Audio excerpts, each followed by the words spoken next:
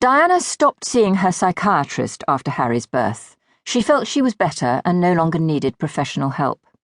But although she put on a brave face in public, as she always did, behind closed doors, she and the prince continued to have volcanic exchanges. She seemed convinced that his friends were conspiring against her. She didn't want anything that was associated with his old life to be around them, not even his old Labrador. And so desperate was he to make her happy, so desperate to make her well, that he did everything she asked. Though it distressed him greatly, everyone she wanted to be rid of went. Out of a mixture of embarrassment and loyalty to his wife, Charles took the easy way out and said nothing to his friends by way of explanation. They only realized they'd been dropped when the phone stopped ringing, the letters stopped coming, and the invitations to Highgrove and Balmoral stopped arriving. Unsurprisingly, they were hurt. As for Harvey, the dog, he was sent off to see out his days with the prince's controller at his house in Kent. Her demands spilled into his working life too.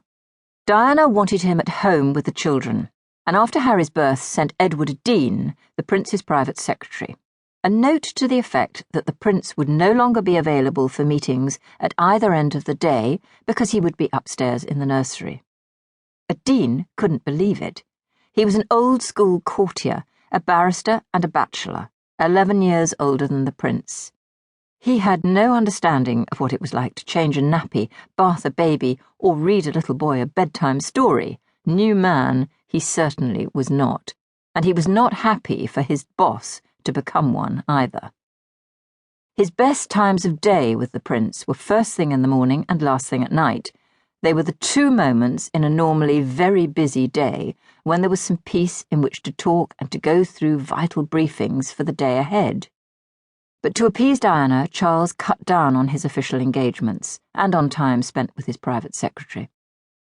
He loved the nursery life and couldn't wait to get back and do the bottle and everything, Diana told Morton. He was very good. He always came back and fed the baby.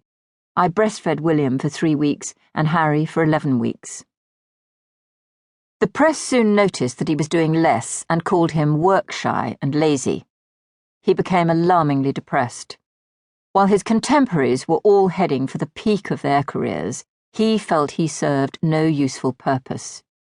He was facing possibly decades of opening buildings and visiting foreign lands, meeting only those people who had been carefully selected to shake his hand.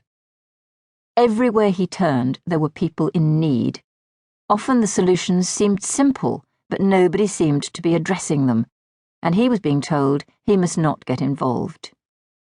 He knew well enough that the sovereign and heir should remain above politics, and that social deprivation was as political as it gets, but he couldn't just sit on his hands and do nothing. He knew there was a social revolution going on outside the palace gates, and felt compelled to help in some way. But how? This was not a question previous Princes of Wales had asked. There was no blueprint. In 1972, he had given away anonymously his naval allowance of £3,000 a year to help disadvantaged young people get small business enterprises off the ground. It was the beginning of the Prince's Trust, which was formally launched in 1976, the year he left the Navy.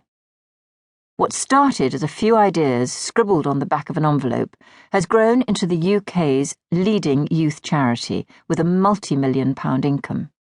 It has given a leg up in life to well over 500,000 18 to 30-year-olds and spawned many other extraordinarily successful initiatives.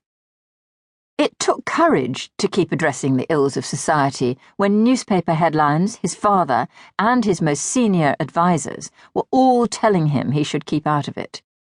But in his working life, the Prince of Wales has never been short of courage, and he continued to say what he believed and to stick his head recklessly above the parapet when he felt passionately that something was amiss.